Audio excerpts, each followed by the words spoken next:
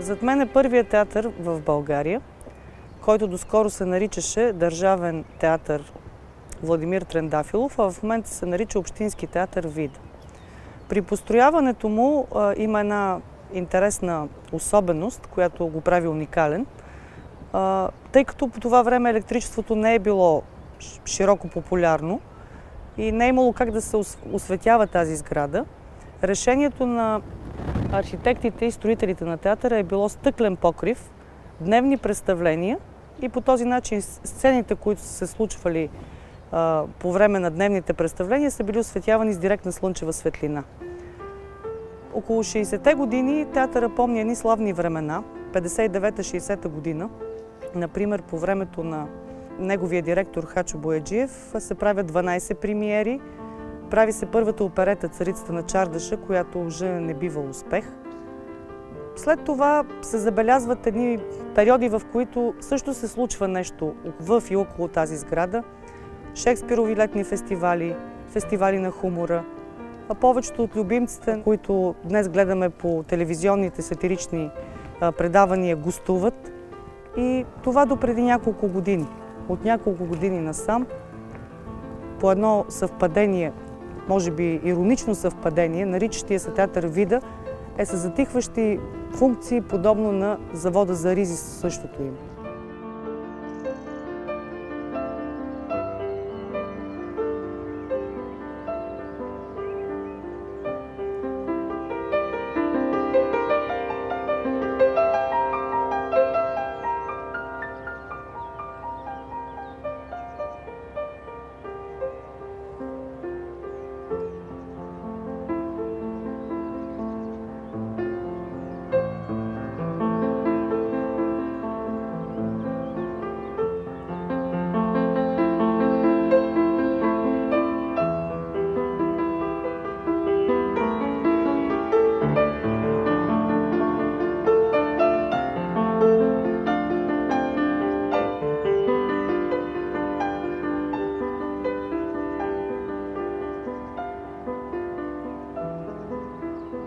Каквото и да говорим с шеговита ирония за съвременното състояние на Видин, Видин си е град с голяма буква и по всички показатели за това определение.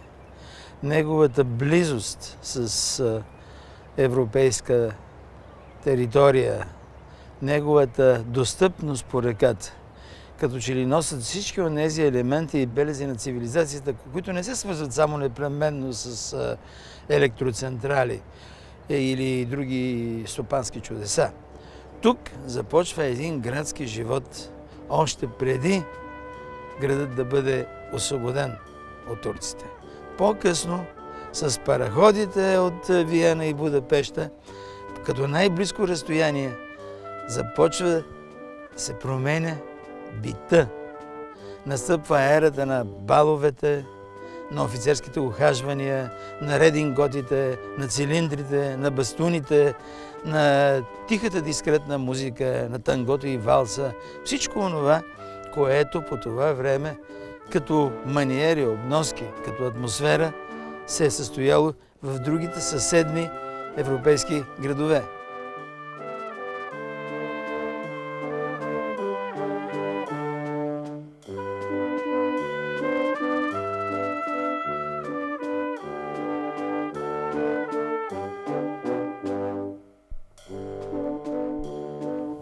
Стар град е Видин, на възраст почти колкото Иерусалим, но все още носи в себе си белезите на типичната дунавска градска култура и архитектура.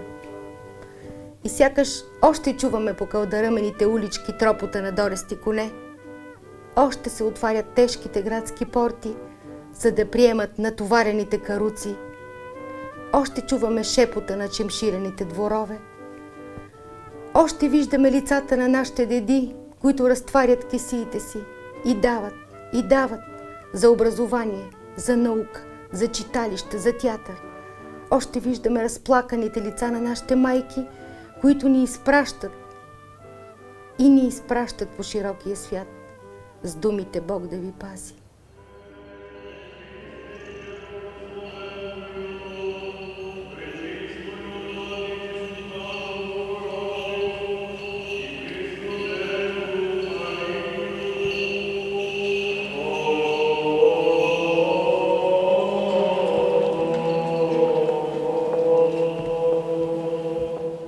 Този древен град, който още от първите дни на Христовата вяра е осветен със стъпките на апостолските мъже и днес е един буден светилник на православието, един чист извор на духовното учение за спасението на човеците.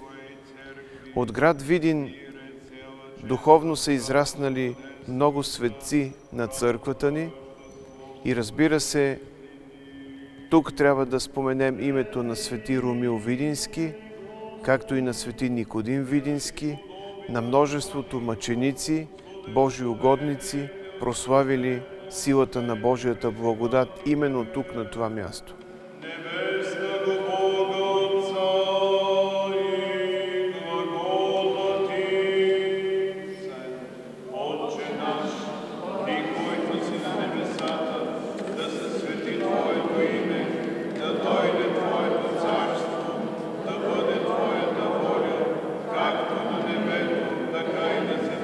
Светостта на град Видин се чувства и в чудотворните икони, които стоят в неговите храмове. Светостта се чувства в тези древни храмове, намолени от молитвите на много поколения православни християни. Светостта на този град може да почувства всеки един човек, който отвори сърцето си и мине през него и почувства тази непреходна благодат на православната святост.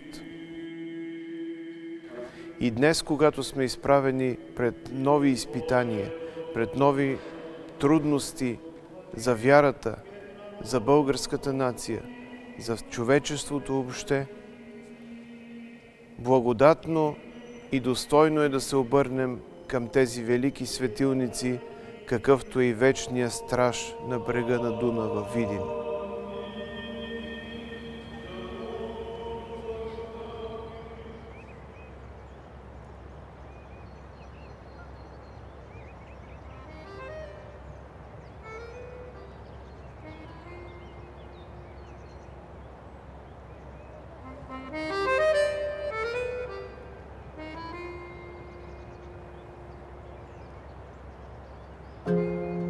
Ако някой питаше мен как да се назове това място, бих му предложил да бъде площад на толерантността. Намираме се в едно изумително като пространство, съвместно величаво съществуване на джамия, на синагога и на Видинската митрополия. Отсреща Стойко Владиславов, Софроний Многострадални, гледа своят противник или дори угнетител Осман Пазван Тоглу. Но от джамията и медресето на Осман Пазван Тоглу виждаме един особен символ. Над джамията стои едно сърце, което заедно с полумесеца също внушава, напомня, сигнализира за такава толерантност. Вероятно, като бошняк, Осман Пазван Тоглу не е бил чужд и на далечния си славянски корен, на далечния си християнски корен.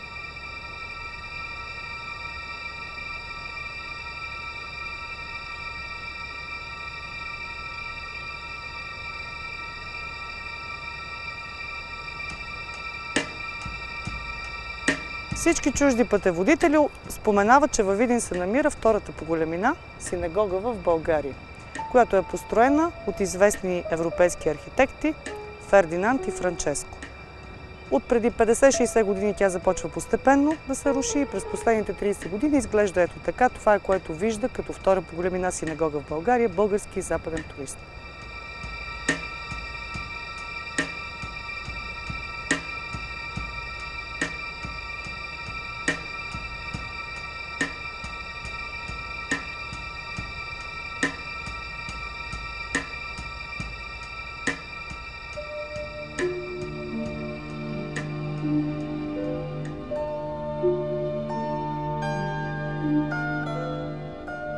Който гледа само в бъдещето е едноок, но който гледа само в миналото е сляп. Един град не може да живее само със славата или от славата на своето минало. Той трябва непрекъснато, като ежедневен плебисцит, да потвърждава своята значимост в една по-далечна историческа перспектива, напред. Тук се намираме в една изумителна близост между един средновековен замък, лежащ върху римски стени, и това там, което всички видинлии всяка сутрин гледат докъде е стигнал строеж. Един двоетажен мост. Но идеята, че тук трябва да бъде моста, а не после, както се осъществява след 9 септември край Русе, не е само свързана с географски удобства. С този маршрут ние показваме, че осъществяваме една стопанска и културна преориентация към Европа. И в това отношение мостът е повече от едно стопанско удобство, повече от една символика. То ще даде ново самочувствие на видинлии.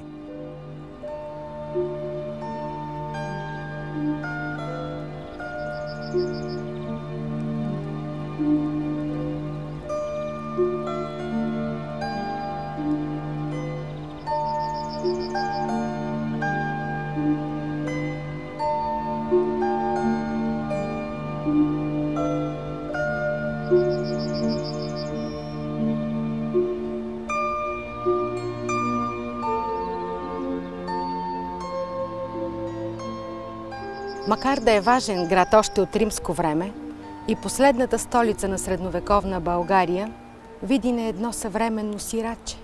Той стои някак периферен и ненужен и навлиза в своя 21 век не гордо изправен, а повален на колене.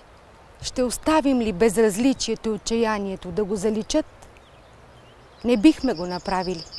Ние, синовете и дъщерите на старопрестолния Бдин, не бихме го предали на забравата, защото можеш да живееш в много и различни градове, но един град остава в теб. Остава градът на душата ти.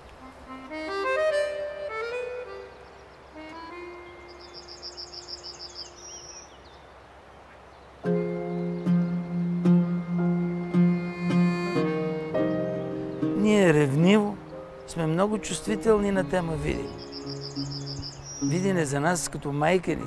Може би да не е най-добрия, най-красивия, най-преуспяващия, най-триумфиращия, но ние го обичаме с една ирационална любов, където сме усетили първата целувка, първата тревичка, първата двойка, първото приятелство, първото предателство. И когато ни питат какво толкова има в този град, освен величието на реката, ние казваме безцеремонно и лаконично. Може да няма нищо, но ние сме от тук и тук ще останем.